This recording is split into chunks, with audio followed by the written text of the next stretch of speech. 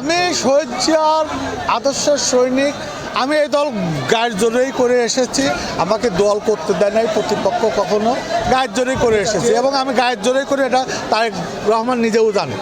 অতএব এ দল আমার, আমি করবই। প্রচুর ছাড়া মানে কি বলবো, আমি যেখানেই গেছি ময় মুরব্বী থেকে শুরু করে বিশেষ করে তরুণদের আগ্রহ যথেষ্ট। আশা রাখি আগামী 12 তারিখে, বারবার বলেছি, পাবনা জেলা পাবনা 4 এই আসনটি একটি ভোট বিপ্লব হবে মোটরসাইকেলের পক্ষে। এখন পর্যন্ত আসলে পরিবেশ কেমন দেখছেন? এখন পর্যন্ত সার্বিক পরিবেশ ভালো, কিন্তু আমার প্রতিপক্ষ ধানের শীষের লোকজন বা হাবিব ভাই নিজেই বিভিন্ন জায়গায় হুমকি ধামকি দিচ্ছে। রাত্রে তাদের বাহিনী বিভিন্ন বাসায় গিয়ে তাদের বাবা মাকে হুমকি দিচ্ছে।